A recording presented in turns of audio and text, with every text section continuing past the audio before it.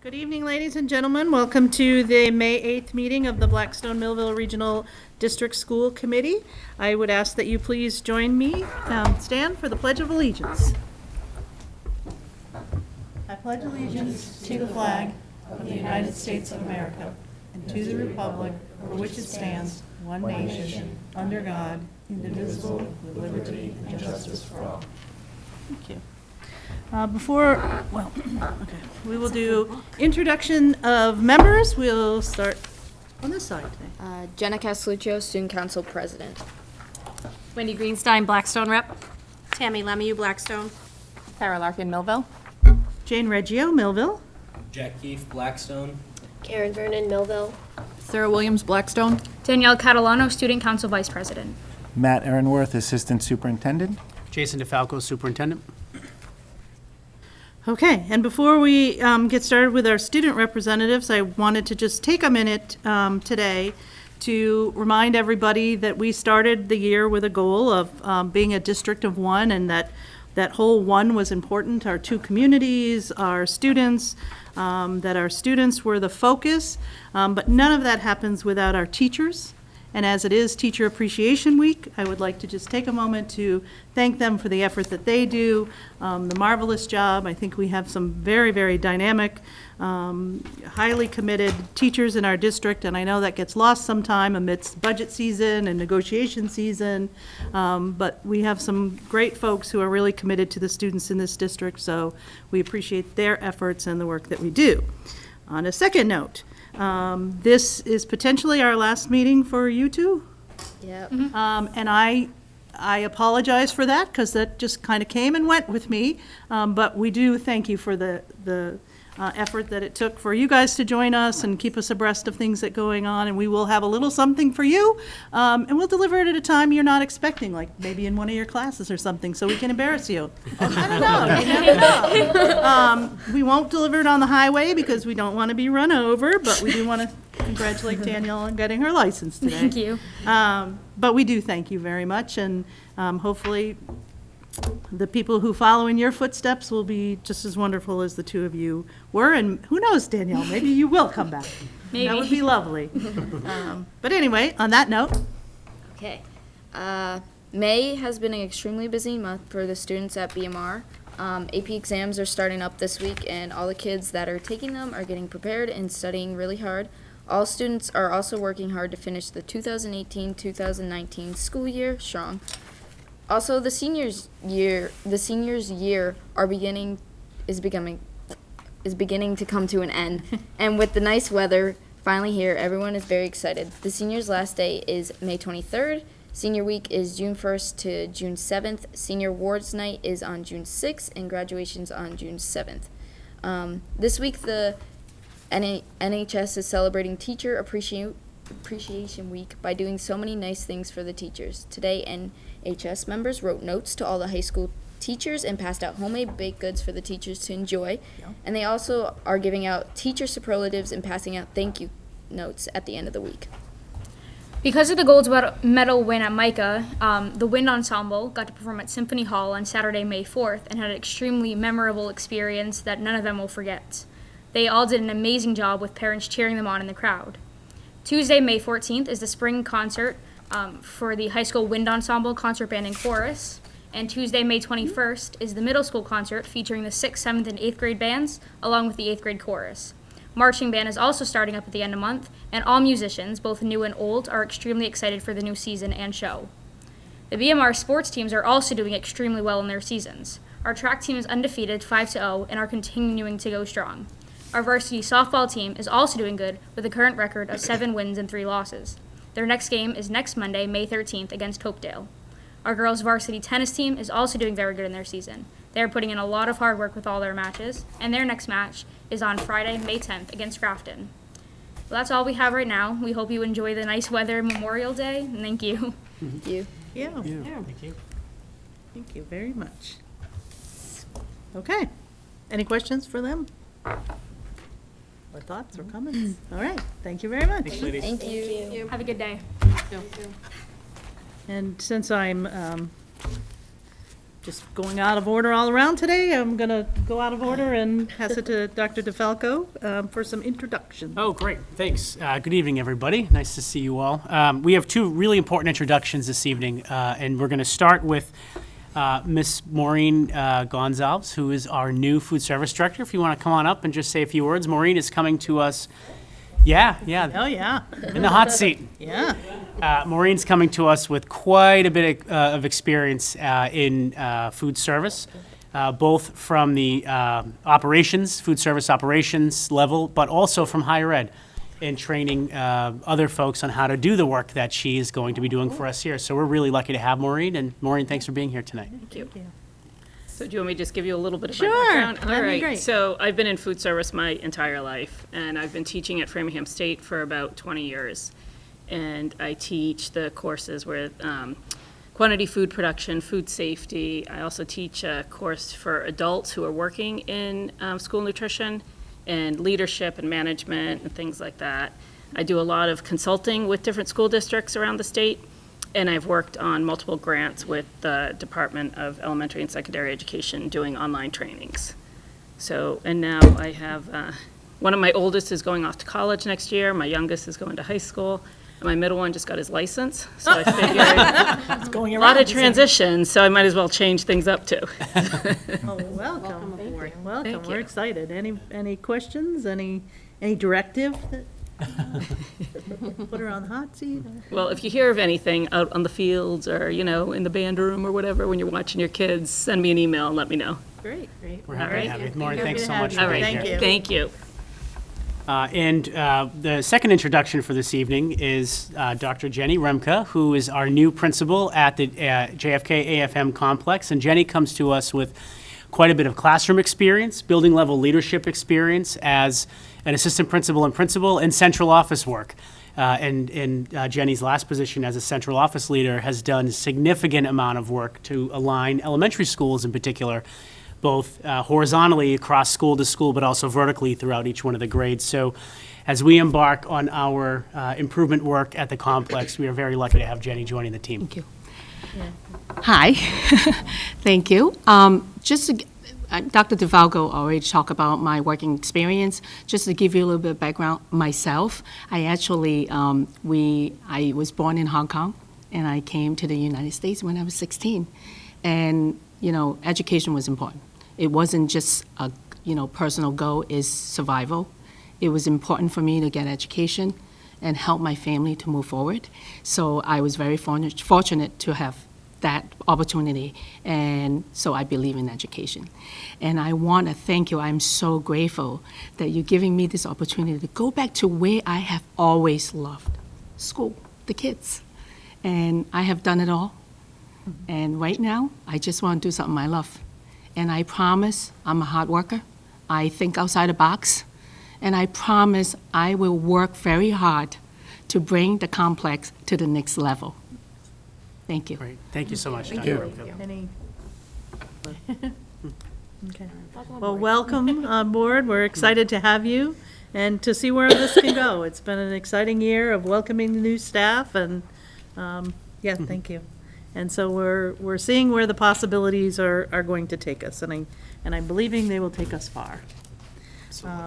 All right, so at this point, we'll go back to our agenda, and if there's anybody who would like to say anything, present anything as part of the public forum.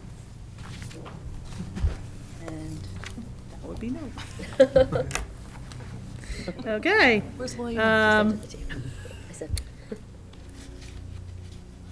We will move to consent agenda A.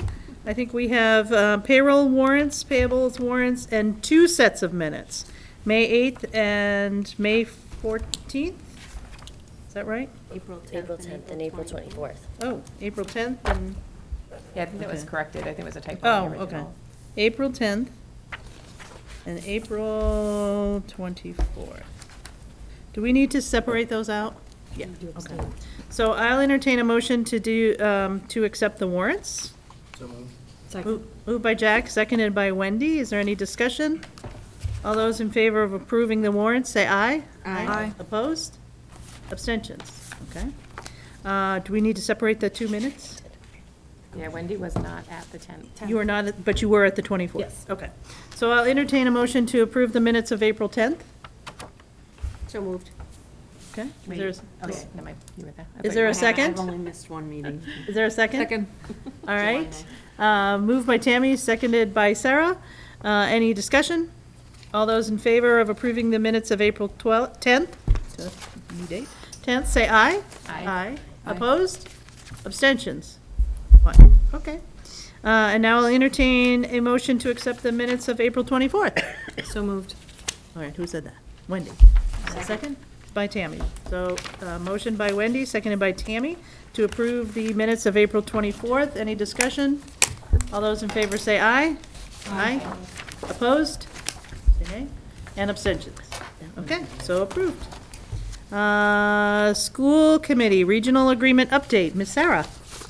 Just a brief update. The RFP for the regional agreement consultant was posted, not to exceed $15,000. Once we collect all of the proposals, a provider will be selected, and then we'll go ahead and schedule a meeting of the Regional Agreement Amendment Committee and get started with that process, laying out goals, timeline, and action plan.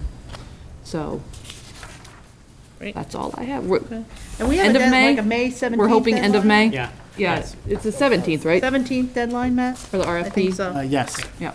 So, yeah, okay. Any questions for Sarah? Okay, Superintendent. Great, thank you again. This evening, we are going to delve a bit into some of the work that we've been doing around the creation of our career pathways, particularly at BMR High School. And at the last school committee meeting, we had an opportunity to kind of forecast a little bit about the direction that we are taking this work. We had a discussion around that our goal is to not only have students college ready, but also career ready.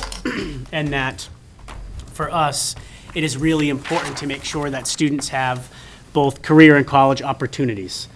We want to have them prepared to seek any particular path that they so choose and that they're interested in. The idea here is options and opportunity. And so just recently having had a check-in with our high school students and asking them very pointedly, what did they feel, were doing well, what are some things that are missing, and sharing with them some of the conversations that we had at the last school committee meeting around the career development work. They shared that we are spot on, that while there's always work to do around the academic piece and there's always kind of room to grow and climb, they did share very candidly that they felt the career development side of the work just isn't there. And we would agree with them on that, of course, which is hence why we're taking this on. It was also just really great to see the enthusiasm on them. That group was comprised of freshmen through seniors, and you could tell that some of the seniors were like, "Oh, seriously? Like you're doing this now? We missed all of this." And the freshmen were kind of laughing, like, "Yep, we get a chance." So it was really, affirming to hear directly from the students that this is what's missing from the career perspective. And so, from my seat, their voice is one of the most important, if not the most important. This is their experience. So that was really helpful to hear.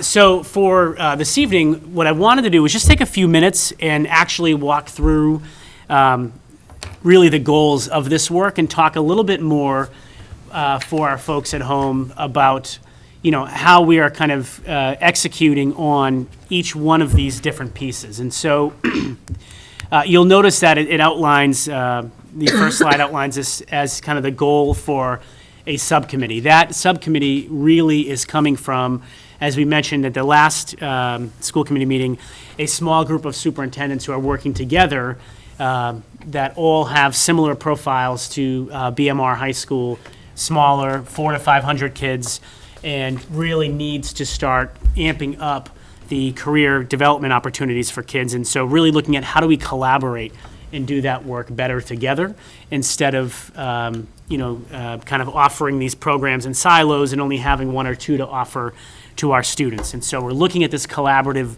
approach to really help expand offerings to kids. And so as a small team of superintendents, along with our high school principals, we've put together essentially 5 goals that we are looking at putting in place. And they're really being driven by the goal of this particular working group, which is really framed around providing a collaborative model that would give non-traditional course offerings to our kids. But we are being very intentional about exposing students to those different career options within the Blackstone Valley, within this area, within this region. We know we have an industry right here in the valley that has quite a few vacancies in certain areas, like advanced manufacturing, and is looking to fill those vacancies. But unfortunately, we are not producing enough of the workforce with our graduates that are going into those jobs. So the idea is to really show that those opportunities to the kids, create the courses that would prepare them for that, and build those relationships with our local industry. And so more specifically, we're looking at doing these these 5 action steps, or these 5 different sub-goals, if you will. And so we're going to just take a minute and walk through each one of these. The first area is to really launch this advanced manufacturing course. And so, as we discussed at our last meeting, this is ready to go. We're really excited that this advanced manufacturing course will be implemented and launched in the fall with high school students, particularly we're looking at freshmen, maybe sophomores, from each of the collaborating school districts. And this course will be offered at the Ed Hub, which is in Northbridge. And the facility there is quite remarkable in terms of what we can do with our students to prepare them for this advanced manufacturing career. And even if it isn't a career path that kids ultimately want to pursue, just the exposure to the 3D printing and to all the engineering and designing that goes into this is quite remarkable and would have really transferable skills. And so at the bottom of our chart essentially just outlines the steps that we are taking to implement this course in the fall. One of the key pieces, and I do want to give a shout out to Uxbridge, is really partnering with their high school staff. We do have a teacher from Uxbridge on board that's going to be partnering with the consortium through the Ed Hub to lead this course and teach this blended learning course for our students. And I think Jane said it best in terms of we can do a lot for our kids, but not without our teachers. Yeah. So, a huge shout out to our staff and to the Uxbridge staff who's going to be helping to facilitate this work with our students. One of the benefits for us and some forward thinking at the time for the committee is the one-to-one. And I know sometimes we don't talk about that enough, but the fact that our kids are equipped with the devices, not all the regional high schools are in our area, they can access the blended learning platform that we're going to be using without issue, which is tremendous. So that course is nearly complete in terms of the construction of that and putting it into the Google Classroom model that we'll be using. And actually tomorrow morning, our subcommittee is meeting to finalize all of the information to families and to kids to start the recruitment process for students. And I should also mention, we are paying the fee for the space through the Blackstone Valley Superintendent Consortium. So each of the superintendents pay into that. There's not a huge budget there, but there's a small amount that we're going to be able to use to actually pay for the space.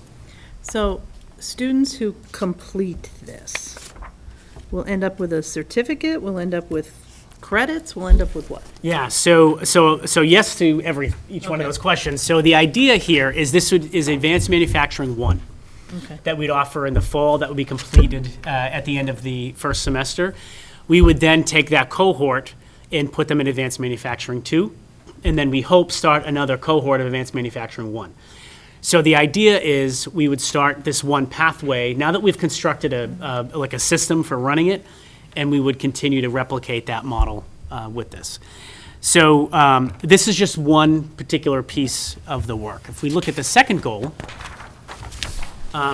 we need to let our industry know that we are here and we are ready and we are going to partner with them. And so the second focus is really to create this ongoing dialogue, with our industry leaders and putting them in direct contact, not with just district leaders, but with school leaders.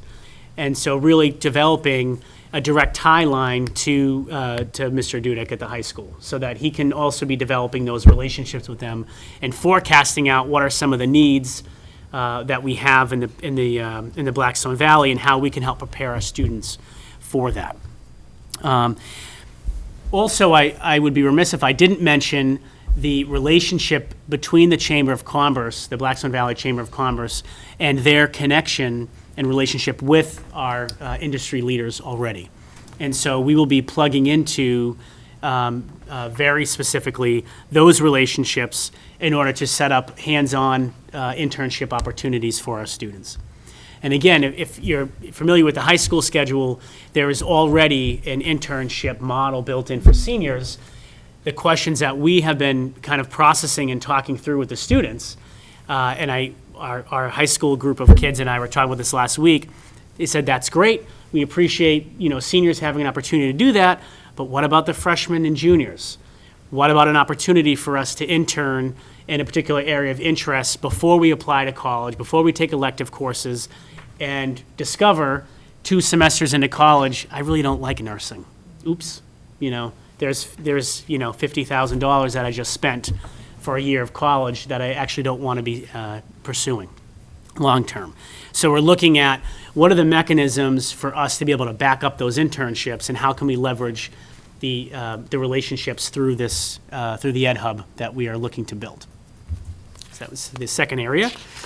The third area is really to expand course offerings, but not just through the advanced manufacturing, but then how do we take that model and build it out from there? So for instance, one of our local high schools is creating a biomed program. And so that could be a potential opportunity. Another is taking on computer science. We are also looking at BMR High School, the biomed pathway, but what are the other pathways that we could pursue through Project Lead the Way? And so we're looking to expand our course offerings beyond just the advanced manufacturing. That just happens to be the course we picked to run this first model. And if we have that partnership tightly in place and we get through a couple of cohorts of kids with success with this blended model, how do we actually expand that so we have kids that can opt into other blended learning opportunities, either through our own high school or through our surrounding high schools?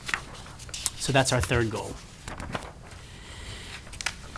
The fourth area, we know that there is some cost with this. We certainly understand that. And so what we started doing already was working with our political leaders from the Blackstone Valley.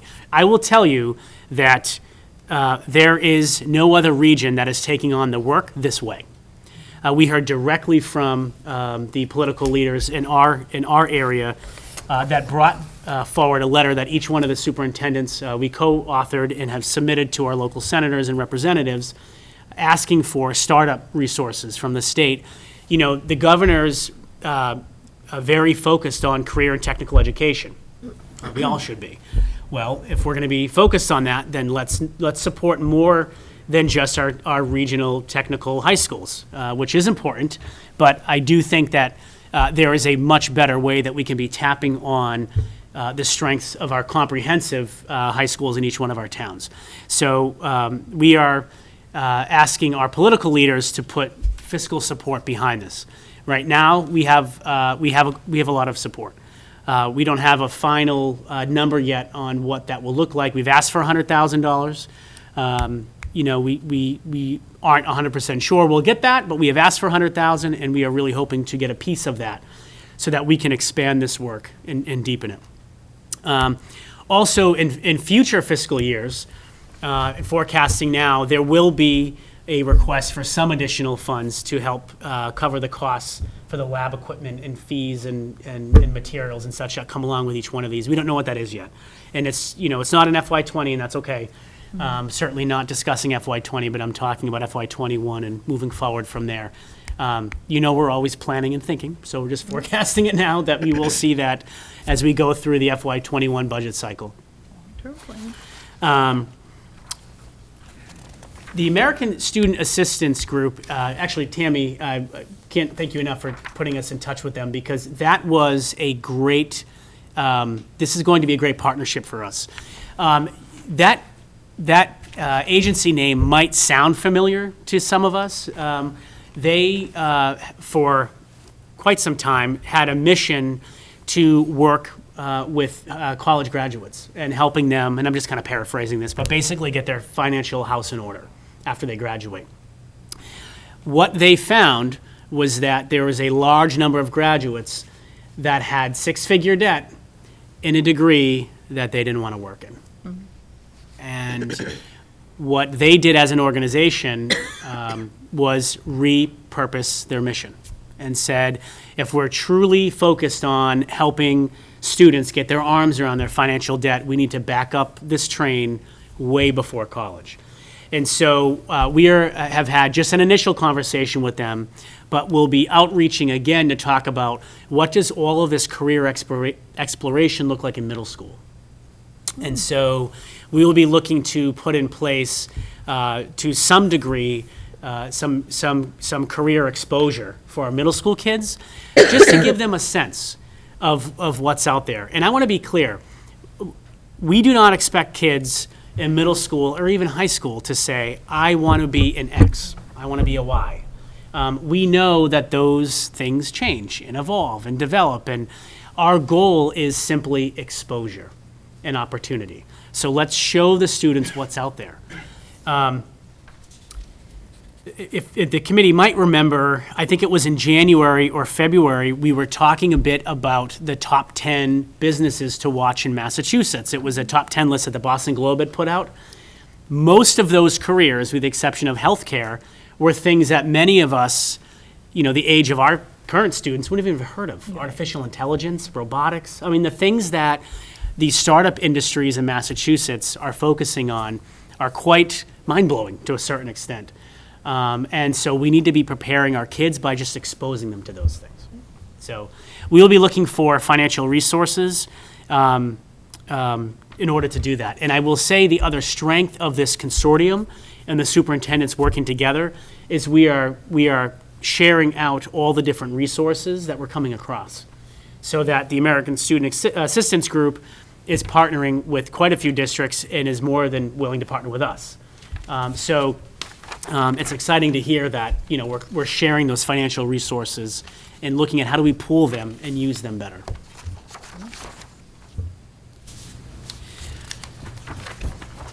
And then the last goal, which we already talked a little bit about this, is really framed around, again, that expanding the college and career opportunities. But one of the things that I really want to just highlight on this, if we look at the Mass Hire group. Mass Hire is a workforce development board that is anchored in Worcester, but really has a focus on partnerships through the Blackstone Valley. And just as recent as today, we took a group of our high school seniors, I believe there were about 12 of them. We have 25 students that are graduating. Well, let me say it this way. We had 25 students that were graduating without plans in terms of what they were going to do next. That number is slowly dwindling, which we're very happy about, because the goal when you graduate from BMR high school is to not just have your diploma, but it's your diploma and that and is that plan for your next steps. And so with those plans in place and through some work with Mass Hire, we took about a dozen seniors today to Job Corps to explore different career and certification programs that they offer at no cost for students who qualify. And the kids we took today, they do qualify for this program to get certified in particular career development opportunities. And so, I I just wanted to note that specifically because we're doing that work now. As recent as today, we took kids to an open house to help them look at the different career opportunities that we could afford to them through that. And again, these are students that, for one reason or another, haven't opted to a 2-year or 4-year school, and would qualify to be able to participate in the course offerings through Job Corps at no cost. These are $30,000 programs, by the way. Mr. Dudek and I visited the campus. We toured the campus. We were there with students from all across the state. We didn't bring any kids to that particular visit because we wanted to get our arms around it first and make sure it was what we wanted to be able to, offer to our kids, that it was good programming for kids. But today we had about a dozen kids go. Nice. And so, I just wanted to take a few minutes and really share out more concretely from the last conversation we had. We do have very specific goals. There is a team of us working around this. This is feeding directly into the high school. We've gotten direct feedback from kids on the career development work. And I'm really excited about what this is going to look like over the next couple of years. And I will say to the committee, you can absolutely expect to see and hold me accountable for a goal in this area in my own evaluation for next year. This is something that's really important to our district.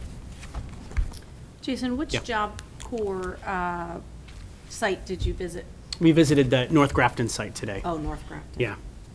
And what's really interesting about that, and many, myself included, as a former principal in the Worcester County, both in Southbridge and in Worcester, when as a principal, when you heard about Job Corps, it was traditionally used for students that were not making it in a, kind of a typical school setting, that perhaps were, kept back a few times, were not on track to graduate, and this was seen as an opportunity for them to withdraw from the public school to get their high set, or what was the GED, and then go on to a certification program if you'd like. Now, Job Corps has that offering, but they have a whole post-grad program that many of us weren't even aware of. We didn't even know that that was in place. We knew of the offering for kids that were not going to graduate, but we weren't aware of the offering for postgrads. And is that a residential? Is this particular site where they live there? It is, yeah. And so you certainly don't have to, but it's offered. Oh, you don't have to? No, you don't have to, but it's offered as an opportunity. And actually, part of the visit that Mr. Dudek and I went on was to tour the cafeteria, to tour the dorms, and the recreation areas. It was pretty awesome. It really is set up like a small college. Free. And Kids who qualify. if you qualify for free and reduced lunch, it is all at no cost. I have some students who use Job Corps in Exeter, Rhode Island, and are, one of them is a fancy pastry chef in Miami, and the other is doing some more technology-based stuff. So, it's a great program, and it just, being fully funded by the government is It's amazing. a great opportunity. Each of the Job Corps sites offer different certification programs. This particular site offers, which I thought was very cool, I could see the kids being really interested in cybersecurity, which is, which is pretty cutting edge, and there's certainly a huge need for that. So it's beyond just, what, my sense is what we kind of think of, like, the hairdressing or barber, that kind of thing. It's really beyond that. They really have expanded to some of the advanced manufacturing work, cybersecurity, and some of the newer careers. Nice. Thank you. Any other questions? Okay, well, thank you for that work. Pretty exciting. Where's our CNA program? Yes, so we had a really great prep call with the home health aide team that we are partnering with, and again, Mr. Dudek, myself, earlier this week, and we've set a timeline. It's a little bit later than we wanted, but that's okay. We're going to do a lot of the prep work with the students through the next couple of weeks. We're going to launch the curriculum in June, and they will be on schedule to graduate end of July. A little behind where we wanted to be. And that was at the request of the Home Health Aid Program that the Care Academy, that's who we're partnering with. They actually developed the online learning module and wanted to do some refinement of the curriculum before we implemented it. Okay, So great. Well, at least it's moving. it is, yeah, definitely moving. And who's eligible for that? So we are looking right now at juniors and seniors. We're focusing predominantly on seniors because, again, that idea of your diploma and you want to make sure that they have something planned for their next steps. And right now, we've identified 3 students in the senior class that we're looking for juniors. But we're also expanding, again, right. to the other districts around us, and we'll be able to offer some seats to them. And again, first kind of time through, and we want to get it up and running. So for the seniors, they'll graduate from high school in May and then just sort of start this program Yes. right out Yep. after high school? Okay. And once we have the cohort established of kids, we are bringing in some of the CEOs from the local nursing homes and home health care agencies to meet with our kids in this cohort and really, pitch to them that when, not if, but when you finish and you We have a job successfully for get you. certified, we have a job for you. And your manufacturing track, or were you going to still talk CNA? I was just going to ask a question Before I about, one switch it final question about the CNA. It's Is a home there- health aid. Oh, I know home that, health yeah, aid, sorry. that's one level Okay. below a CNA, so that Okay. actually does in the healthcare field, there is a difference there. Home health aid. I didn't know that, by the way, but until Me we neither. studied this. For that program, is there something that the school counselors or principal has put out to kind of attract these juniors that you're looking for, or the other seniors? So, in my conversation with our high school students, that's a big missing piece. Like, our kids don't know about all of this stuff. And so, I know that the principal and the guidance team are working very closely with their senior list and trying to narrow down that group of kids that do not have those after graduation plans. So I know we started with that. I don't think yet that there has been an open kind of call to juniors and seniors that would be interested. I do not believe we've done that. I think it was a very targeted focus piece at first. And then once we get the literature for the other end, for the advanced manufacturing, that will definitely be going out to all the freshmen. And is there a cost for the students for the home health aid program? No, we're kind of going back and forth in this. So from my perspective, and I know that Mr. Dudek agrees with this, there should be a small cost. I think the kids need to get some skin in the game, for lack of a better expression. I think that they need to, put something into it from a fiscal perspective, whether it's $50, $100, so I don't know what that amount would be. We haven't teased that out yet. We don't want it to be prohibitive for them to participate. And it might even be something that when they successfully complete and are certified at the end, we could reimburse, we could reimburse them for that. But we are still kind of teasing that out. My question, how many seats did you say for manufacturing? So right now, if every district puts into what we've put together, we're looking at about 3 or 4. And if more than 3 or 4 want to, would it be first come, first served, lottery? Yes, yeah. We would have to figure out what would A the system. selection process be for that. But I- you're expecting, if it works, for there to be a second one. So Yes. if more, they would be on that. Okay. Yep. Yeah, we wanted to just make sure we got this piece right before we went too big. And, Yeah. yeah, Okay, all right, okay. still you. All right. Just a very brief update. We started talking about this work back last summer with my entry plan. Talked about it again with the entry plan report of findings in February. And we're really excited to share that we are making quite a bit of progress as a leadership team on our district blueprint for improvement. And so the district improvement strategy, also known as the fidget spinner to our committee, but of our 4 areas, which is the curriculum, the instruction, the whole child, and the community, we have worked as a leadership team to actually build out objectives in each one of those areas. So when we talk about strengthening curriculum, what are we actually saying? What does that mean? When we talk about improving and building upon it, teaching and learning, what does that actually mean? What does it look like? So on and so forth. And so we've developed concrete objectives under each one of those 4 areas. But one of the things that we have really worked at is creating a plan that means something to our families.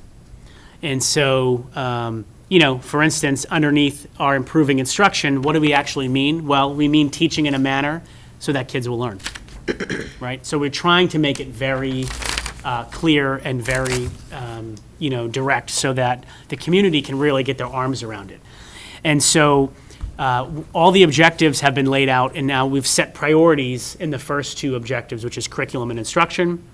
And we're building out next week the priorities underneath developing a plan to address the non-academic needs or the whole child, and to address bringing the communities together, back to Jane's point at the beginning of the meeting, and really being a district of one and what that means.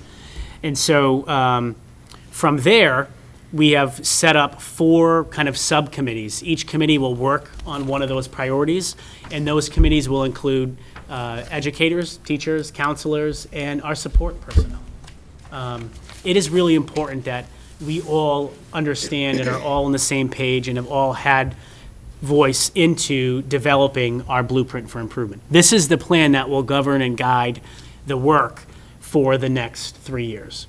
And so in June, we will have a subsection of this working group present the draft plan to the committee for comments and feedback. So I just wanted to do a quick check-in so the committee and the community know that we are hard at work on this, and that we will, in June, be here to present a formal plan. That plan, once presented and approved and in place, will then drive the school improvement plans that will be developed late August with real-time data and student performance information that will be in alignment with our district plan. So there is a very concrete strategy with that moving forward.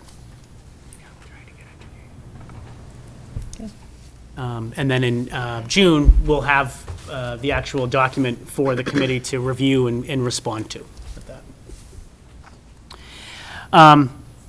At our last meeting, there was some conversation around our reorganization of our technology department. And so with that, Mr. Aaronworth did put together a request for proposals for our technology consulting work, not to exceed $40,000.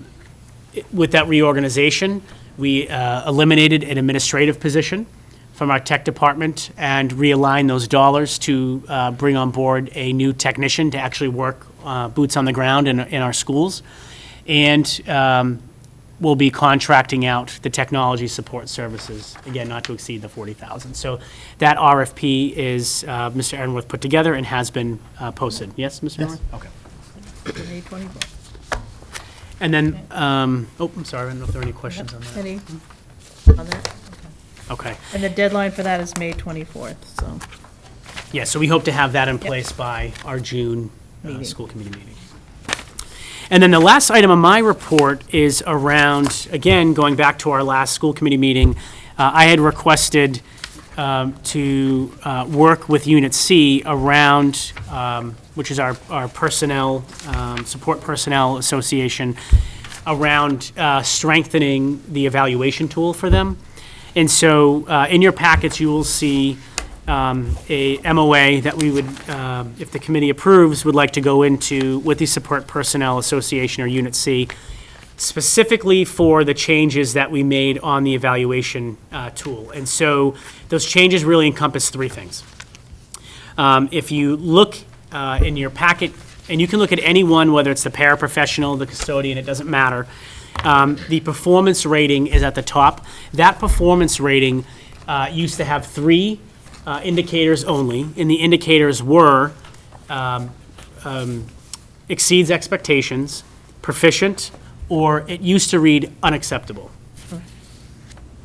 And we found that language unacceptable and needing some change. So we changed the unacceptable term to not meeting expectations, and we added a column for developing.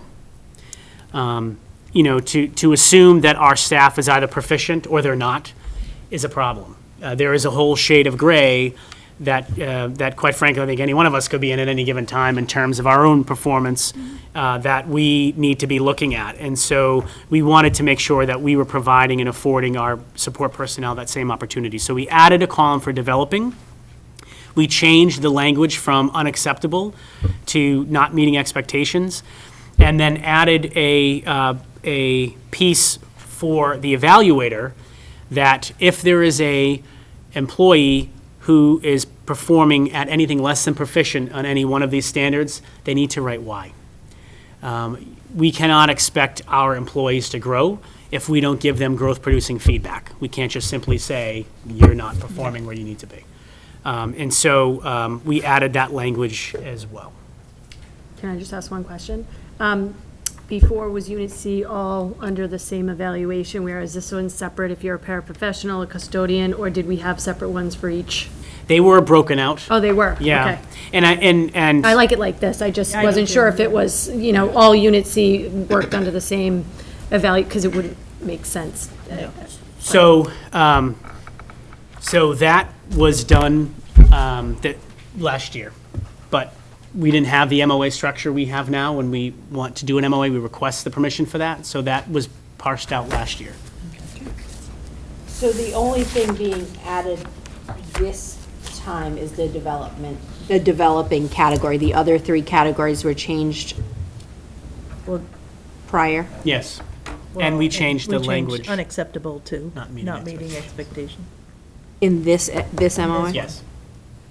So where it says not meeting expectation, you Yes, I see it on here, but I don't see it on here. Oh, That was okay. why I was asking the Yeah, it's not on question. there. Yep. Good catch. Yeah, that was the third one. I guess it didn't make it onto this.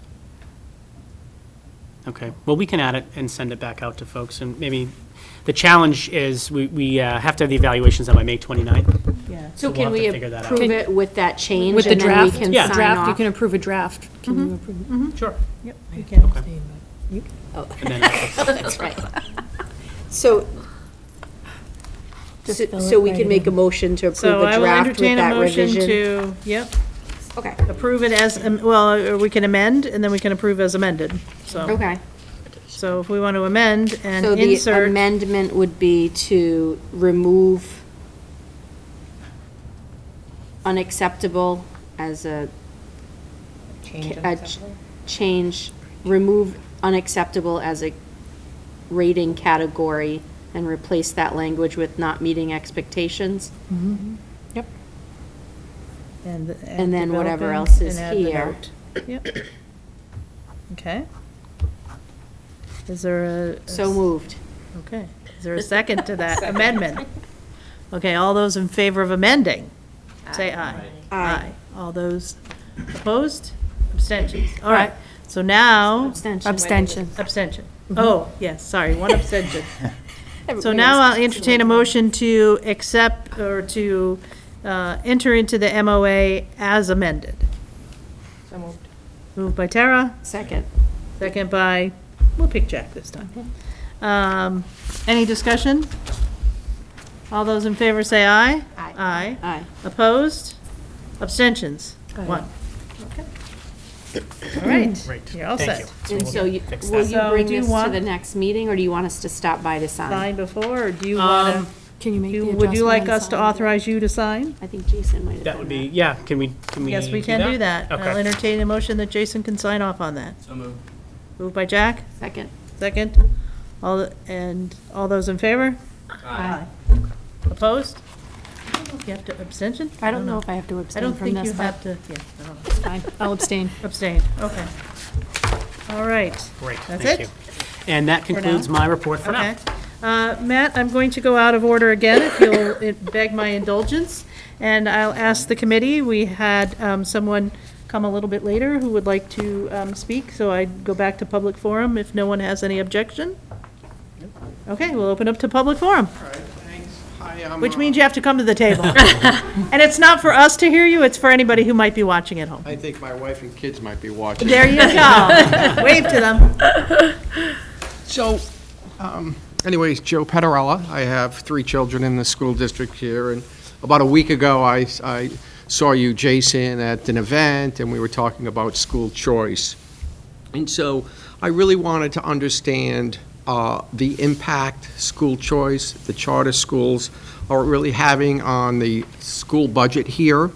What's our capacity? Are we having conversations with our congressional leaders?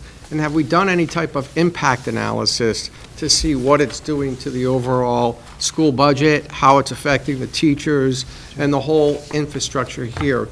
Because every tax dollar that leaves our school district here, it goes someplace else, is equivalent to a sales of a manufacturing company.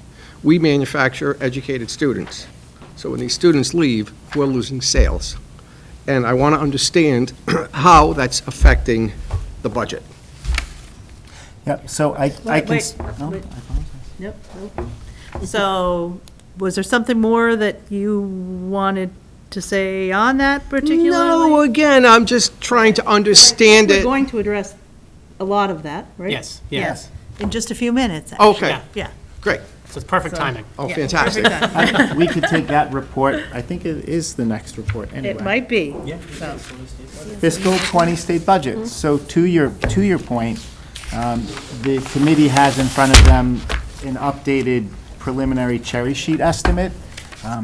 And this cherry sheet estimate summarizes the Chapter 70 aid that the district will receive. Can you tell what a cherry sheet is? Cherry sheet is, it's a nickname that these forms actually acquired because they used to be on pink paper.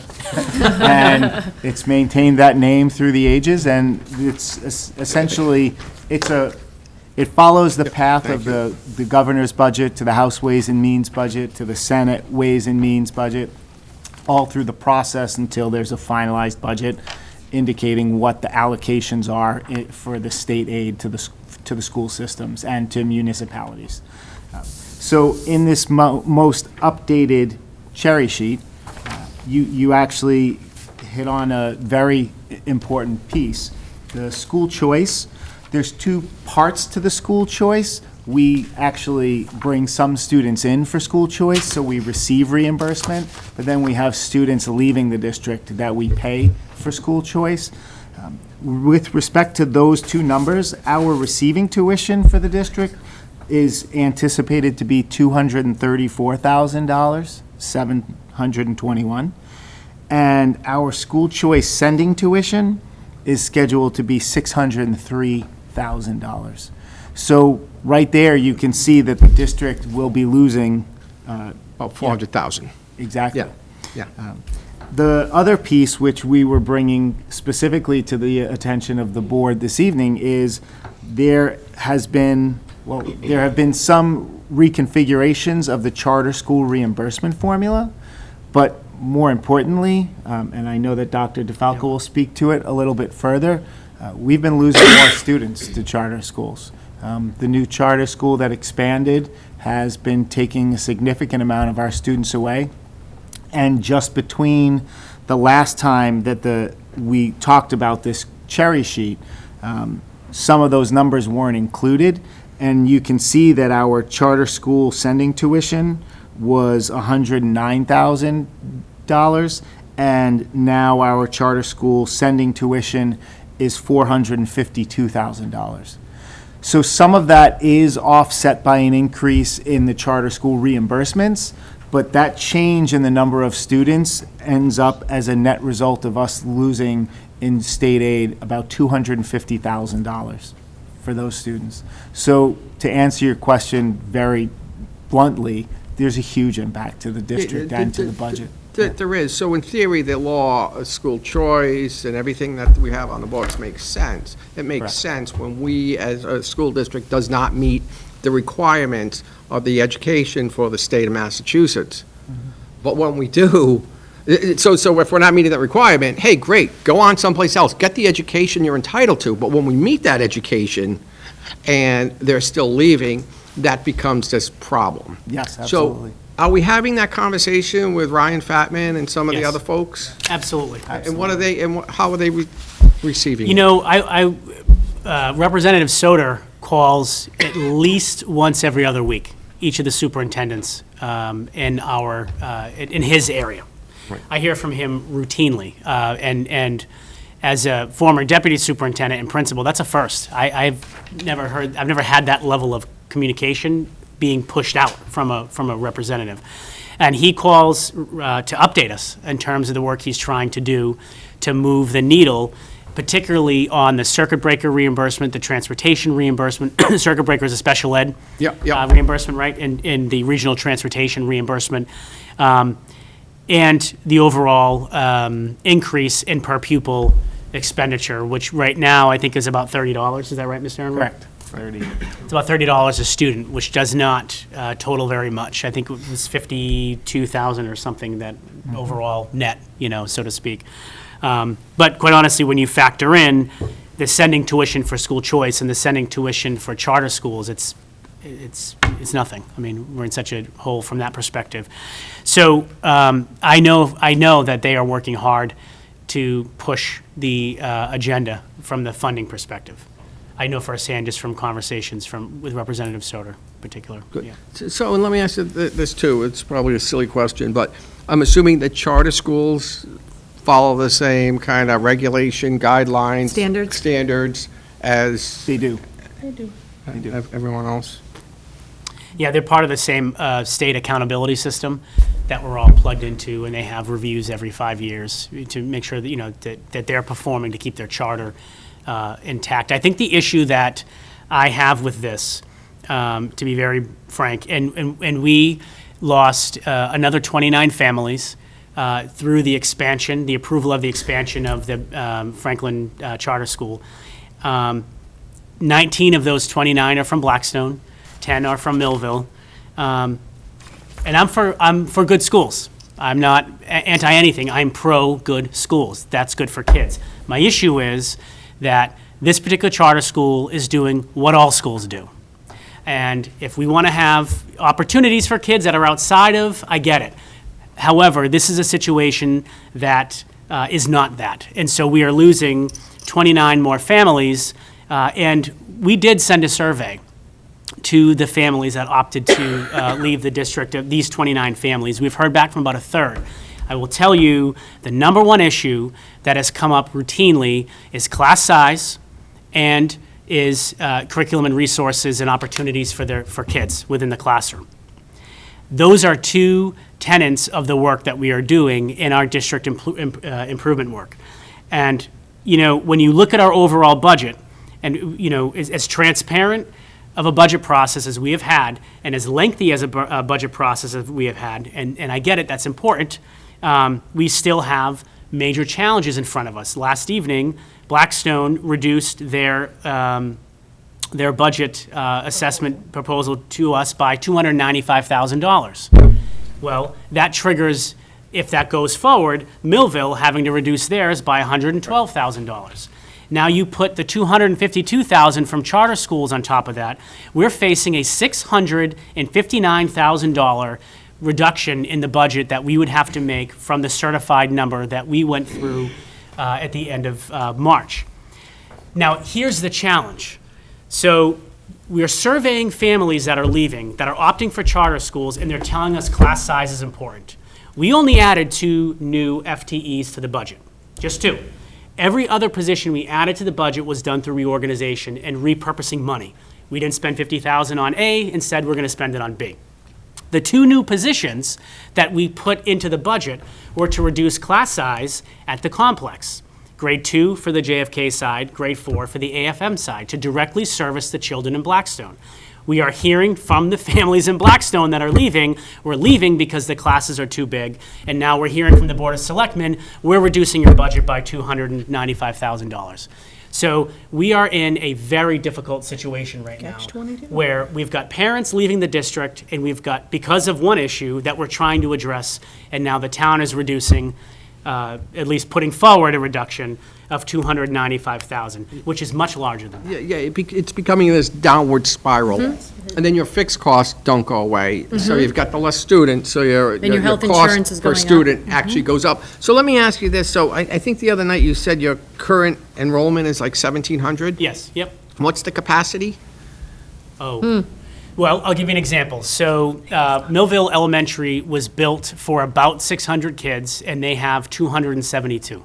Yeah, okay. So we're about half capacity there. We have a floor at the middle school Right. that is not being used. Yeah, okay. Again, we were built, I think, for about Yeah. 600 students. We're at just over 400. Yeah, and then, again, that's part of that problem, that the cost to educate now, money's going out, your cost is going up, you've got less resources, which is just taking away from the real core of what you're really trying to do. So, and then my other question here, I have for you too, it's around BVT. So I know that's within our district and everything else, but that's a vocational school, correct? Yes. But now it's becoming a high school, graduation. And so do we know the percentage of students that are going off to college that are graduating from BVT? Because before it was a vocational school, was to become a mechanic, a plumber, an electrician, which is all great. Now it's like the whole system is being jockeyed. I'm going there, I'm getting that, I'm getting my high school, and I'm going off to XYZ university or school. So it's just, something got lost in translation. Yeah, well, I don't have that exact number. What I do know for a fact is that all the vocational high schools, BVT included, have 90 days of instruction. That's half the school year. That's it. And I also know, from my experience in Worcester, the technical high school in Worcester had the highest graduation rate. They had the lowest college completion rate. The kids are not ready. They have 90 days of teaching and learning. And that's not to be disparaging, it's just fact. It's just fact, and that's right. And I think that's the message that has to get across, that, hey, you want to become a plumber, electrician, there's nothing wrong with that. BVT is the place to go. But if if you need preparation for higher education down the road, that may not be the right place to go. And the vacancies that you have here, they're being filled at these other places, right? So you said you have this empty floor space and everything else. Yeah, which is, and BVT is part of that problem, this capacity. They're taking the students, going over there, when they really, technically, if they want that higher education, should be here. Yeah. I'm confused on this whole thing, how it got like this. Okay. And I don't want to make public forum a dialogue. It's essentially supposed to give you an opportunity to make some things and not necessarily go back and forth. But Black Swan Valley Technical High School is we are a part of that region. We are part of a big consortium of towns that sent to that. And whether they are taking their best and our brightest, or whether they were truly a technical school and taking plumbers and electricians and other kinds of, they would still be taking students. That still would be, so maybe they're taking some of the better and brighter, and those families and those students will have to make those decisions for themselves, but they'd still be taking students. So if it was truly technical and it was culinary and hair, I don't know what that stuff is called, but But I see cosmetology, they'd still be taking. Yeah, but I see resources, there are resources now that are being, more resources funneled to BVT today than there were yesterday, per se, sometime down the road. So I'm just. And that's, again, a state Yeah. state issue, and a changing dynamic about what is technical anymore, and what the future holds. Our jobs, we can't even imagine what they will be. The kids that are in our first grade and second grade classes will have jobs we've never even heard of. I mean, that's how fast the world is changing, global change. So, but I absolutely appreciate your comments. They will lead us into even more discussion, I think. And I know that it's something that is one of our priorities as a school committee, to look at how we pull people into this district, how we truly become one and support what is here and make these truly community schools. The regional agreement is a huge part of that.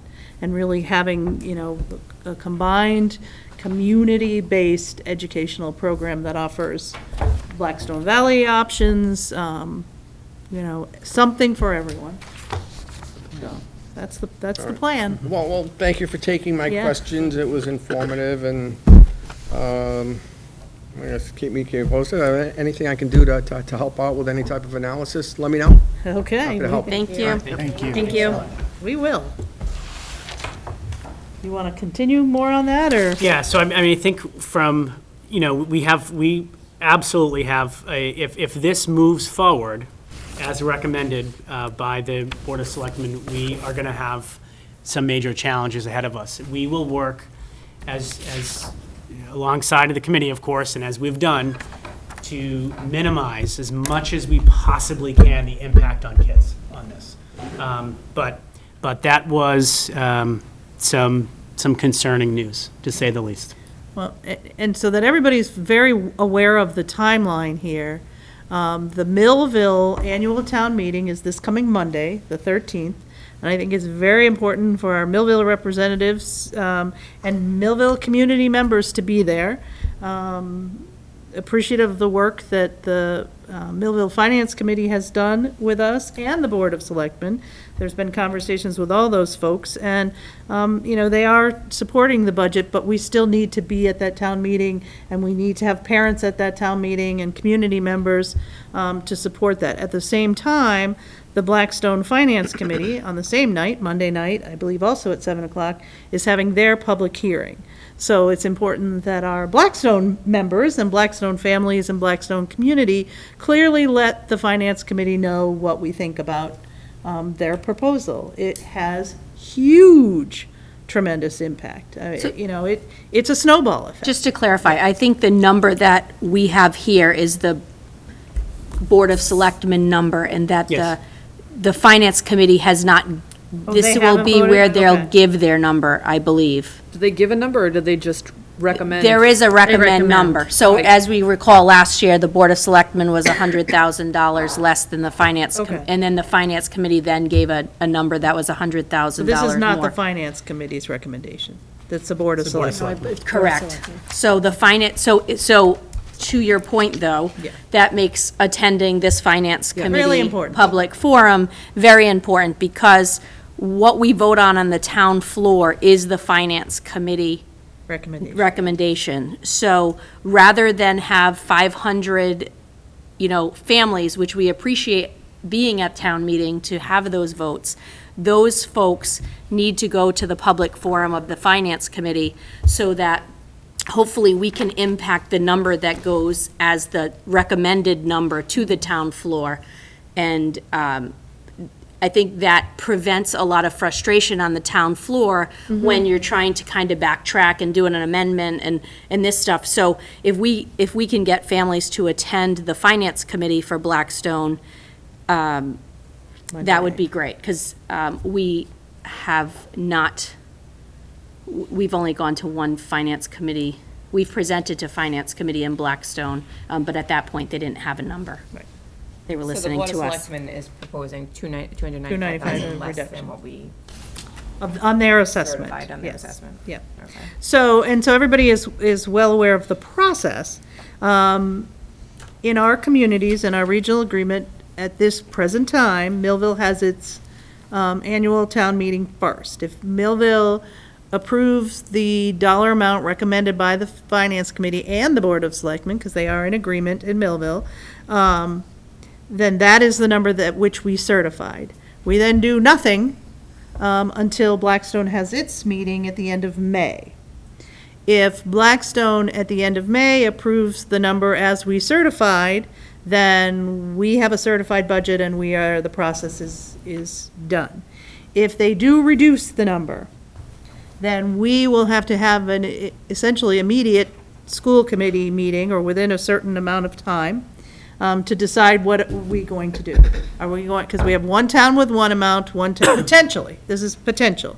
One town with one amount, one town with another amount, and we will have to decide if we want to keep our certification the same, in which case Blackstone has a certain number of days to meet that, or respond, or have another town meeting, or reduce our certified amount, which means it goes back to Millville, and that's where it would impact us by another $112,000 from Millville. So, once again, that brings us, our process well into June, because they have a certain number of days by which they can respond, and Blackstone does have a later meeting than Millville. So in the past, when we've gone back to Millville, we've been able to do it in early May. Now we're looking at June, and they have, I believe, 30 days or 45 days to 45. respond.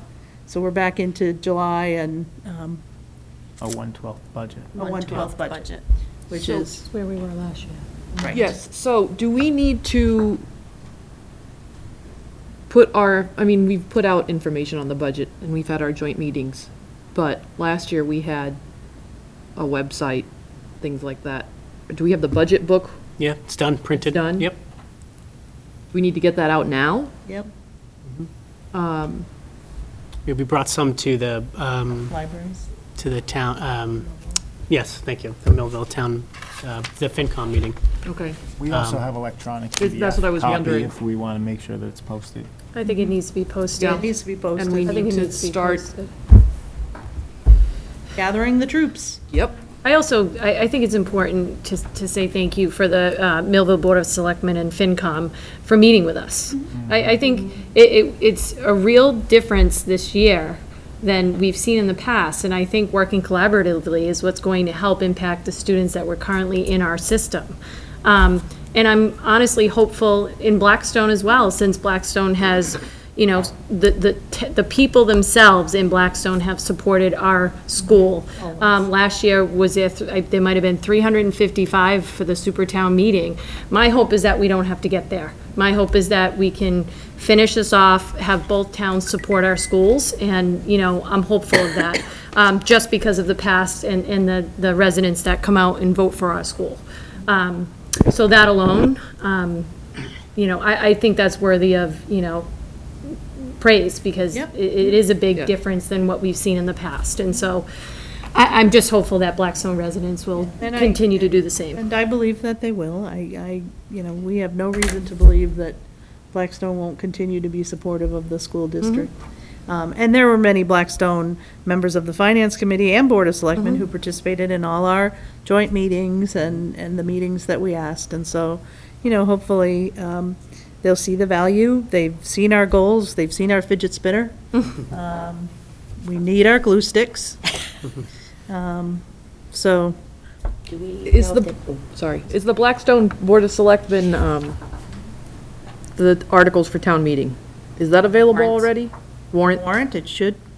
I don't know, actually, I don't know. At Did they- Millville's public hearing, they went through the warrant, item by Okay. item. Yes, Okay, it's And not made their available. recommendation. yes. And then it went to the selectmen, and I assume they did the same, and then it was probably finalized once it was voted on. Yeah. I would It has to assume. be done so many days ahead of the meeting, so Yeah. they have to be getting close. Last night, they had the copy at FinCom. Yeah, With FinCom approved it, but Board of Selectmen approved it in Millville Right. last. In Millville? I don't think Okay. right. Blackstone So, but they probably- went through it at the FinCom. So they probably did the public same hearing. thing, they probably. Didn't they have it FinCom available on Monday beforehand? and then Right. whenever Board of Selectmen. At our public hearing, they went through vote? it. Yeah. We can find that out. I was gonna ask, childcare, do we know if we're having childcare at any of these meetings? I know it's asked every time that We have almost we have, The annual team. Millville, At a I feel FinCom like meeting at though? Millville, no, the FinCom, no, but Oh. Millville, not FinCom.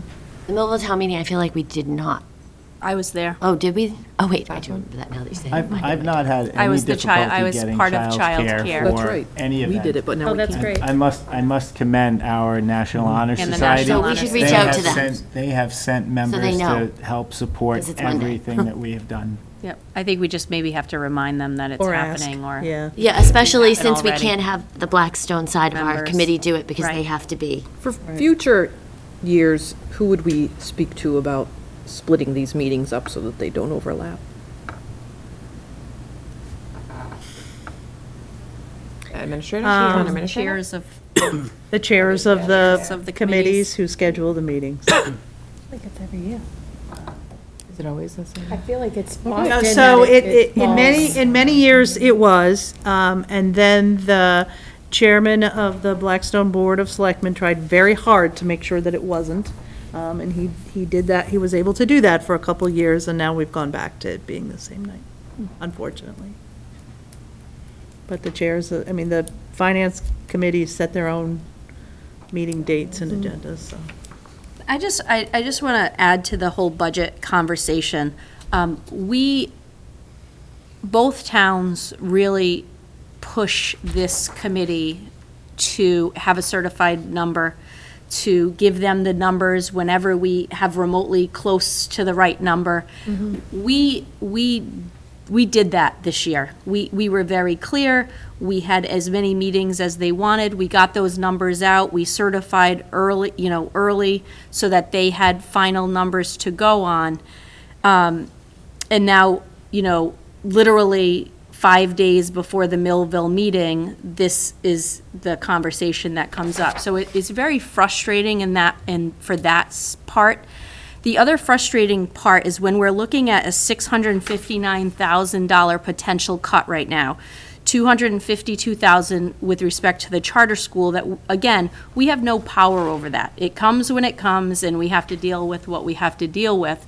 And then when we're talking to the public, it's, well, you have to change things so the people aren't going to the charter. Well, we can't change things if at the last minute we develop a very, very sound educational program and plan, and we have things in order, and it's set to go, and at the last minute you have to cut $659,000. Well, any plan that you have is not going to look remotely the same that you spent countless hours developing.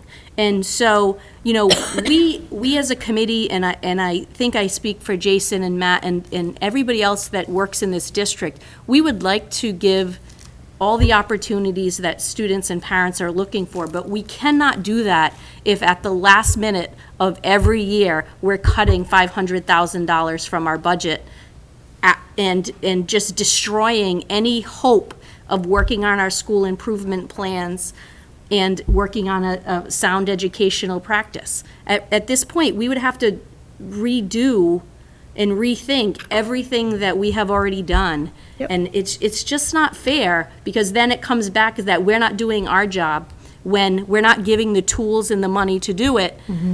We have a great plan. It's been presented, it's been under the microscope for months, and now $659,000 that we have, Yep. it's so frustrating. And let us not forget, we are still negotiating with teachers, Correct. so there's an impact there as well. Exactly. I was trying to figure it out. Thank you. Any other comments on that topic? Matt, would you follow up with the Honor Society and see if we can have people for Monday night? Excellent. And then maybe we can just kind of let No. at least a call to Millville families that there will be. And we might as well ask for it for the Blackstone Town meeting at this point. All right, I have one other question, I guess, as we're talking about this. So, are you talking to other schools to see their impact? Are they're experiencing the same thing, right? Yes. Yeah, of course. Well, in the charter front, yeah. Yeah, so their budgets are being impacted, I imagine, the same way, same percentage, here's 3%, in some way, shape, or form, but it's not helping their cause either. No, one of the local towns is laying off 13 teachers because of the charter school expansion. And, Yeah, they're doing the job that these schools are fully capable of doing. and doing. Yes, that's right. So they've created this draft out the door.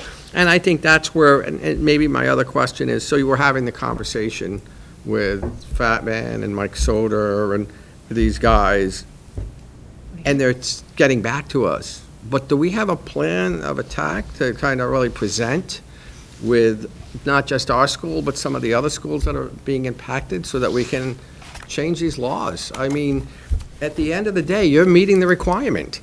So these dollars, hey, you want the choice, you can go, but the dollars are staying here. If we're meeting that requirement by the state for reading, writing, and arithmetic, because basically, those schools are doing the exact same thing. Yep. Yeah, the regulations are if schools are not, so no more than 9% of your district can be in a charter school setting. And so unless you are a chronically underperforming district in the bottom 10%, which BMR is not, anywhere near that. We're actually right in the thick of the middle at the last time we looked at the ratings. So we can't have any more than 9%. And but those bottom 10% of districts can have up to 18%. The challenge we have at the state level is we have a governor and an education secretary who have come out very strong for expanding charter schools and expanding technical education, and that's going to come at somebody's cost. And in this situation, Right. we see what the impact is. Right. And then we flip the bill to bus them too, right? Not the charter. No, not for charter, but Yeah. I like to think about. Not the charter. We don't pay Not for for school school choice choice. either. No, not. Oh, we not don't for have to transportation. pay No. to bus them to these different schools? Only the Just the tech vocational Yeah. technical. Oh, okay. It's different. All right.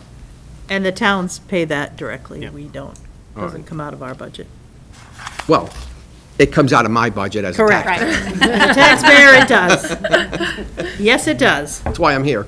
All right, thank you. Thank you. Okay. Matt, back to you. Certainly. The next report that I have in the package is the personnel report, update. Everyone has a copy of it, I believe. I won't go through the names on the camera, but if there are any questions about the personnel update, please feel free to ask, and/or you can send me an email. 3 people took advantage of the early retirement. Yes.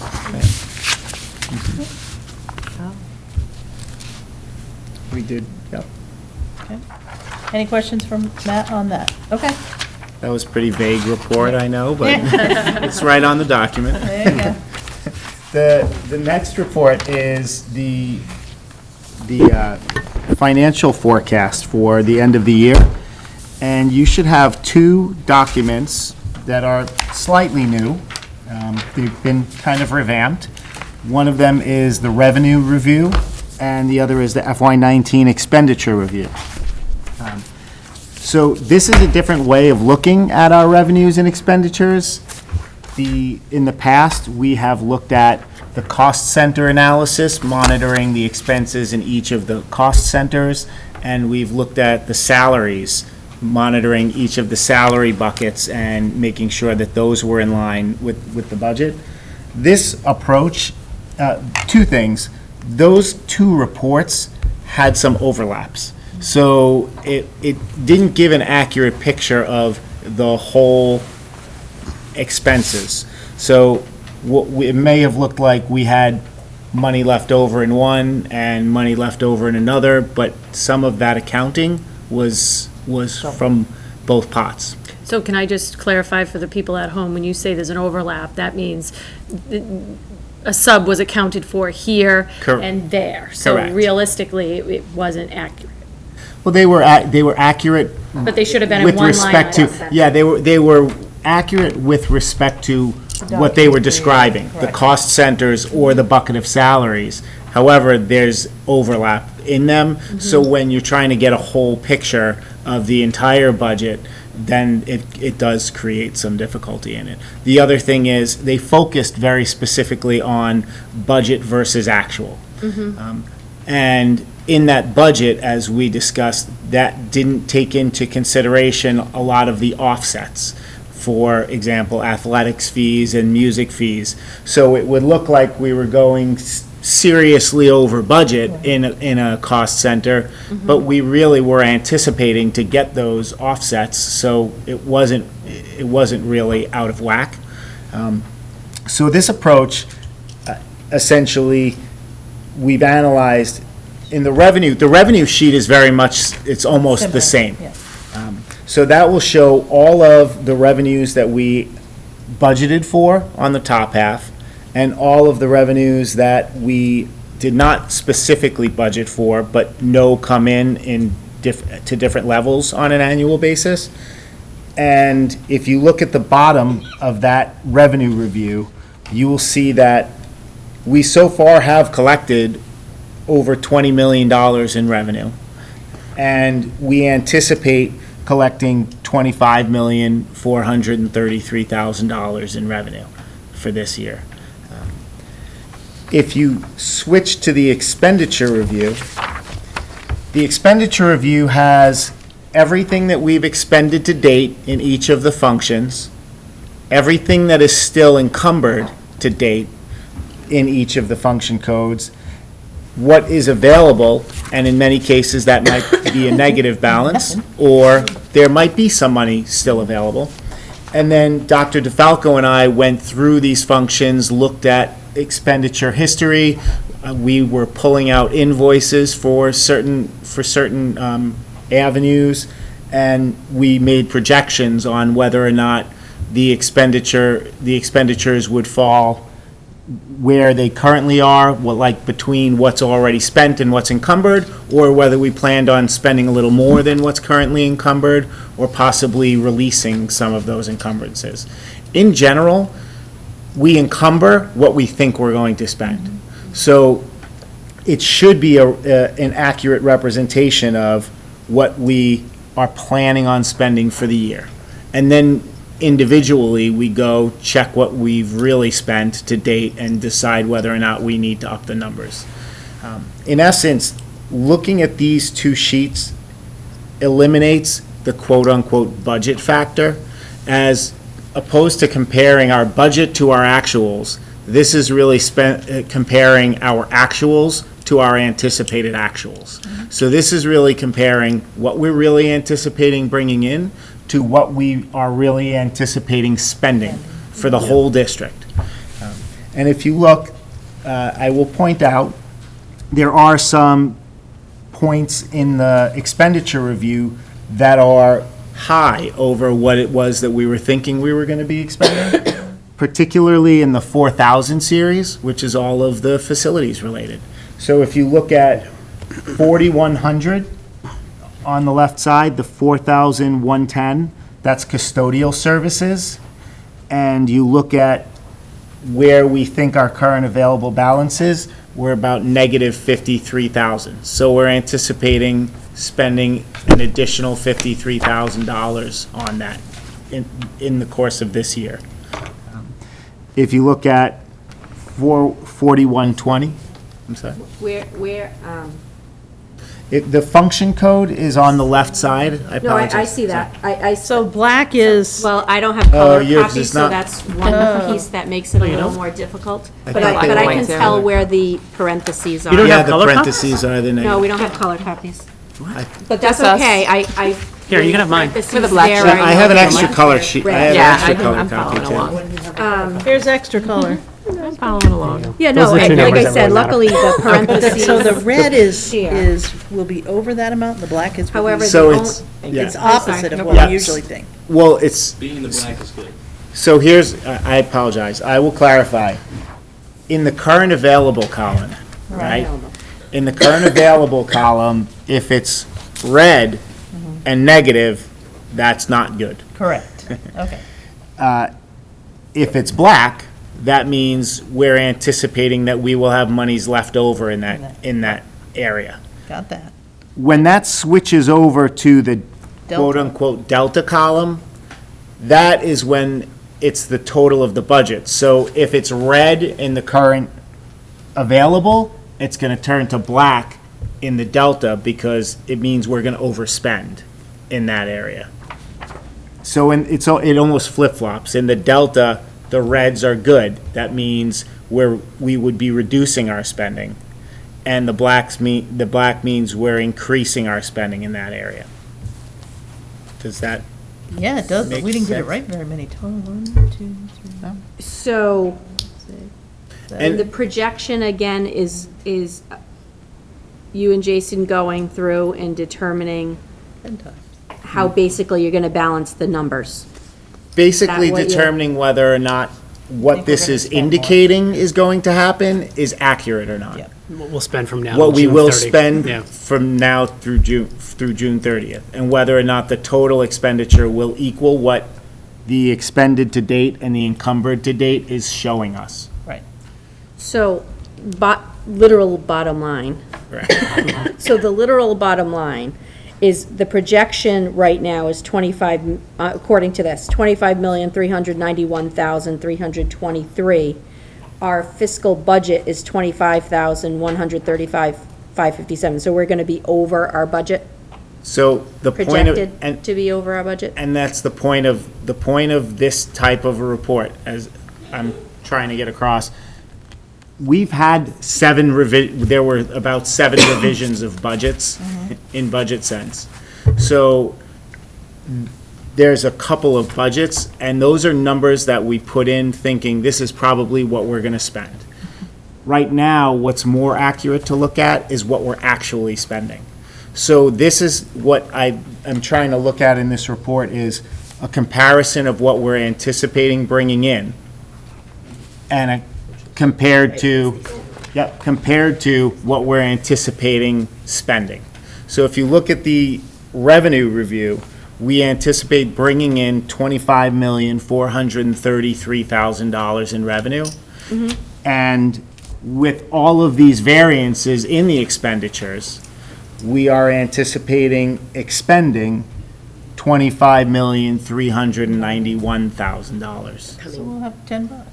So essentially, About this is very much, 40,000. this is very much a hopefully a break-even year. Yeah.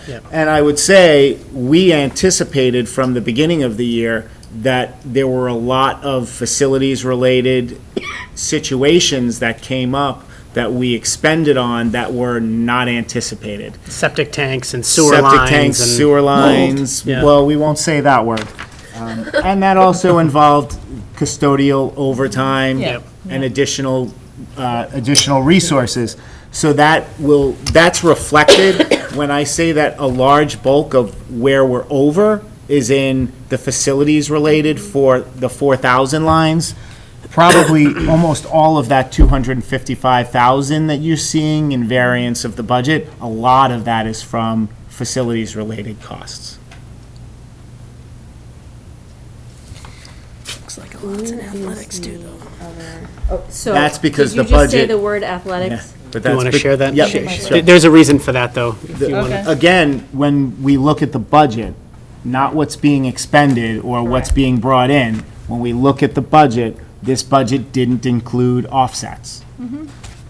That's the way it was But the written. offsets don't appear to cover what's in the Expenses. current available what's in the current available balance line is negative 102,000. What's in the Yeah. collected year-to-date is 58,000. So where does the other money come from? Well, some of the. They overspend? And I'll let Matt speak specifically to the athletic line, but the athletic budget is comprised of both local dollars and of user fees. So Matt can elaborate on that, but Oh, yeah, so the. And there's also, user fees were never meant to cover the whole budgeted amount for athletics. right. Does that make sense? I mean, Yep, additionally, there's another I didn't look at it. $12,000 from program revenue. There's a couple of sources of revenue for athletics. My dream, because athletics, anything that we collect money and then expend money, is it possible to include an offset line here so that when this money comes in, it's shown as an offset on here, so it's just a line? This is the budget, this is what's been expended, this is money coming into, this is what's spent, this is what's being used to offset what's over the budget. And I'm trying to think of, I hear what you're asking, like, you're looking for the line that shows, like, here's the fiscal stream that we use to pay that. Like, here's the money that we use to pay Right. that. Like that's allocated Because only for that. many of the negative numbers in the current available balance column can be explained by this other revenue sheet sheet, yeah. offsetting it. But is it not possible to put the two together so that you're not seeing that negative 100, whatever that number just was for athletics, and like thinking, wow, we have a problem. But then, you know, over here, I know we have the user fee and then we have the revenue, athletics revenue. But do we have any other sources of income for athletics? Those are the two that should offset that number, correct? They should help to offset that number. Okay, so when you say help to offset, does that mean then we have an overspending problem? I can't say because, again, I'm not 100%, the number that's in that budget column Actually built. There was, on how it was built. there were, Going forward, s- we'll know. there were 7 drafts in Going there. forward, we'll know, because Correct. we'll know what we're working with. Going forward, I'll know the specific budget Yes. that we put into the system, and we will know With how the the budget offsets. is built. Yes, yeah. And it will be very clear what amount was budgeted for the revenues to come in. In fact, the athletics revenue, originally, they weren't even budgeted. I went back through the course of the years, looked at the offsets for what they were anticipating in the offsets, and plugged in that budget for the athletics revenue and some of the music fee revenue. There were a lot of non-budgeted revenues. That will be changed for this coming fiscal year. I still know that that's not answering your question about whether we can have them side by side. Heard for the last 3 years, so I'm hoping that someday it comes together. That makes me nervous. Can you, what have you heard for the last 3 years that hasn't happened? Just the clarification of athletics and how, and band. I mean, And it's music. not just an athletic, not just I mean, I'm athletic. looking at the athletics number because that is the negative $102,000 on this sheet, which then makes you catch your breath. But I think the question always is, the number that is in the fiscal year 19 budget column, is that truly the athletic budget? Or is it that plus the user fees? Or is it that plus the unknown user fees? Like, do they get it all? Yes. And so, if it's How do we show plus that? the unknown user fees, the question that many of us have asked for the last couple of years is, if there was some huge, the football team is on a winning streak, and we're filling that field with fees at the gate, does that then mean that the athletic budget increases by that, the money they are allowed to spend increases by that much money? See, so Matt's yes. shaking his head, and you're, no, Always and the you're question, shaking though. your head, That's yes. always the question. The budget, and I can say, at That's least the for, problem. excuse me, no, that money would stay in that revolving account to be used for athletics or music, if it were in the music account, but it should not be increasing what they are spending for that current year. Unless there's a discussion as to, we really would like to go to this additional competition. Sure. And we We've have this raised money there. additional money, would you approve us to do that? Then that could potentially contribute to that. So I- In next year's, oh, sorry, can I just may have one clarifying? So in next year's budget, would you see the number that's in the fiscal year budget column to be the amount they are allowed to spend overall? Correct. And then the offset comes in? What you're gonna, you're not gonna see. Reduce it. Correct. What Okay. you will see next year, which is the way that I built the budget through this process, every expenditure is shown. There's no negatives for offsets. Everything that athletics said they need to spend money on is put in as an expense. And then there will be revenues that get allocated to those expenses, but it's not gonna make the expense a negative number. So on the budget, it's not gonna show as lower than the actual expenses. Unless, so, which goes to my question, if the user fees and the revenues do not project at the level that meet that budget number, you'd still be negative. You could, In which case, who makes that up? So as a committee, as a school committee, we budget X amount of dollars to athletics, assuming a certain amount of user fee and a certain amount of gate receipts. If the user fees and gate receipts don't add up, but the total budget is Well spent. $200,000, whatever it is, That comes out of does come out of the general fund. We're responsible for it somehow. We're responsible for it somehow. Similarly, the cafeteria fund, which runs on its own fund, when they have meals that don't get paid for, we need to reimburse their fund from the general fund. So that is, yep. So the expectation is that. let me finish. Now, Oh, let me sorry, I finish. didn't know I didn't know you weren't finished, sorry. So, as a committee, I believe we have a responsibility, financial,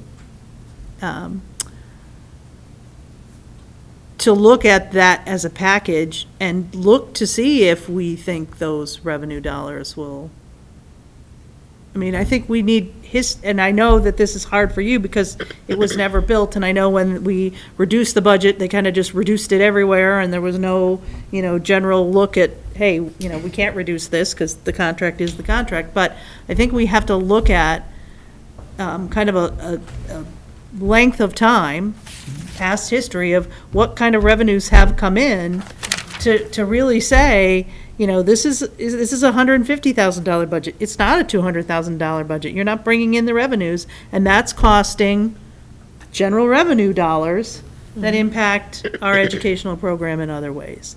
So I think when we're not only when we're reviewing the budgets, but when we're building the budgets in the future, I think we have to consider revenue sources, if that makes sense. Make sense? Absolutely makes sense. So Matt, this number that's in the fiscal year budget number, in next year's budget, it will be higher because the other money will be built in. Whatever the expenses are that are anticipated from athletics, those will be included in the budget. So, yes. So, yes.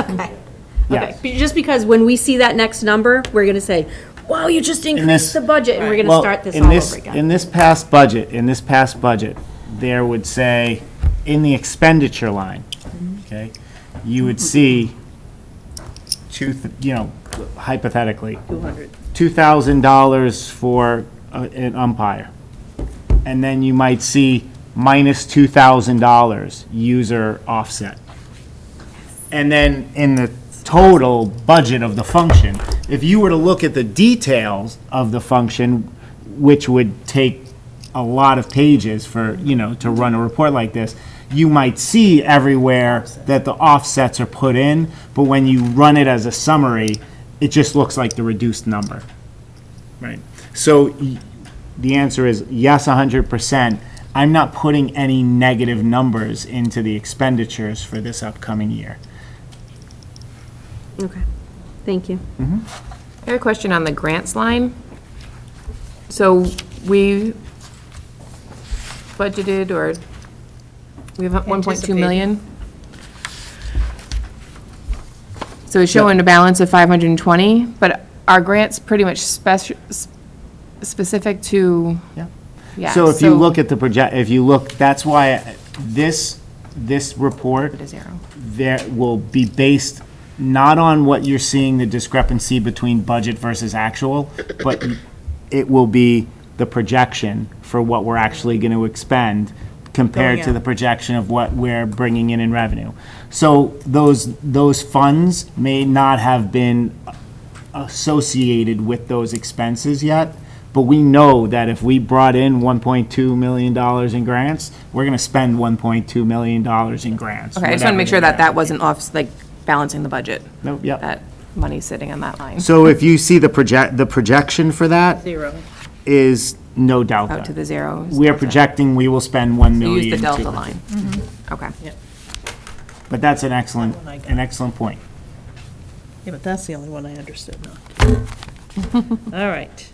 Any other questions for Matt? All right, well, it's still you, Matt. Not good. Facilities. quick update, the AFM JFK roof. We are working with the insurance company. I was told that we will, the tricky part of this is we have to give them all of the information, but the reality is that the building is insured by the town. So there's a little bit of crossover in who the insurance company is dealing with, but we should have an estimate on, or a determination, I should say. We were told that we will have a determination of coverage, hopefully by the end of this week or the beginning of next week. They are suggesting at early onset that they may be saying that there was some faulty work or responsibility on the construction of the, or the repair of the roof. So I will keep everyone updated as we find more information.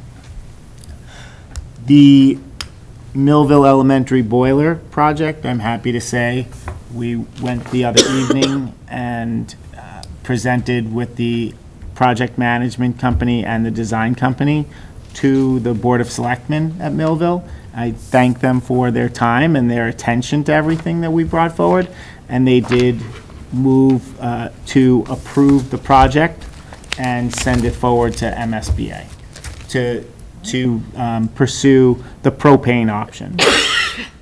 In the woods. No. So, so I the give end it a result, the end result of that is there was a discussion that so long as we knew which system we were going to and we had an idea of how much, like the size of the propane tanks and what it was going to be, we could send it forward with alternative options. So the thought was we would send it with the higher costing option as the primary choice, and then an alternative to be the lower choice, which would be closer to the building, because it's always easier to say to MSBA, you've approved this much funding, but we're not going to spend that. And the select board decided that they would send it forward as such, but in their conversation, they did allude to the fact that their preference for the town would be to have the propane tanks closer to the building, because it would be $100,000 less in expenses. But we still don't have an answer on a potential to bury, or do we have? No, we have the answer on the potential to bury. That was brought up and discussed. It is a possibility to bury the tanks in that area. The concerns that were expressed at the meeting were the footprint of the propane tanks are significantly, 3 times to be specific, the size of the footprint of the oil tank that's already down there. And they were thinking that further excavation of the ledge and that area and possibility of running into where wiring and cable might be running across will increase the cost. And it has the potential to increase the cost significantly. And then there was, I missed the beginning of it because I clicked on the meeting at late. Something about the communication tower was part of the reason they didn't want us to go in the woods with the propane? So that was one of the reasons, I believe that was brought up here, is or expressed shortly after their presentation here. The Chief Landry has plans to put a communication tower in that same area, but we did say that moving forward, we could do a further spec on the land and how that had the potential to fit into that area with tower. We needed to get the approval to move this project forward so that MSBA could decide on whether or not they're even going to consider funding it. So, and they were very considerate, and I really appreciate them taking such quick action on it. It was great. Well, it really helped that you were able to do the option, which is what we were sort of saying here, but. Yeah. When is that decision between the two options? Oh, MSBA doesn't meet till June 7th or June something, or? Yeah, June- the middle. No, It's I the mean- middle of June. Between the two. So MSBA has their say in what they think the layout should be also. So the option doesn't have to be determined until we come up with a final financial package and a budget for it, and then that would then be brought to the town floor to vote. But in the end, is it the It's town's? Ultimately, whose Millville's decision it? It is Ultimately. ultimately Millville's decision. Because they're the ones who have to spend the money Mm-hmm. for what MSBA doesn't cover, Correct. not us. And the safety issues are addressed, like the propane tanks on the side of that building are as safe as they are across the parking lot? That is, they do meet the what we're told. national, they do meet the Drive by national every day, standards for Drop off our safety. children. They do meet the national standards for safety. I liked it underground, but that's just me. Yeah, well, the underground would be nice, but the excavation is probably very cost I prohibitive. still think They also, I think should did find express out. concerns about maintenance and repair. They did, because I if they heard are the water line too is under underground. there, as well as some And of the cables. the underground water table level in that area is very high, so they did express concerns that that might add significant cost to it as well. When I went to my daughter's new college, they have the silo for the pellets right on the side of the building. It's wicked cute. Yeah. We can go back to the pellet idea. So the pellet, and that was an option that was discussed. The issue with the pellet burner is that the pellet burning stove is not as variable as the other equipment, and we basically would need a supplemental either oil or propane burner also You mentioned that. You're right. Right. Yeah, yeah. And it's really dirty. for the shoulder months where it's Yeah. kind of, you need a little bit of heat, but you don't want it full blast. How does that work? Does somebody have to like shovel it in like Yes. the Yes, they cartoon? do. Yeah. The gym class. Yes, they The gym do. class. All right. That it? Thank you. Go back, my cartoon references. That is it Okay. for my update. School committee forum. Nothing at this time. No. I just want to say congratulations to those students who are getting ready to be inducted into the National Honor Society. We have that upcoming, and it was nice to know that everybody made it home safely from the prom, and it sounded like a great time, so I'm looking forward to graduation.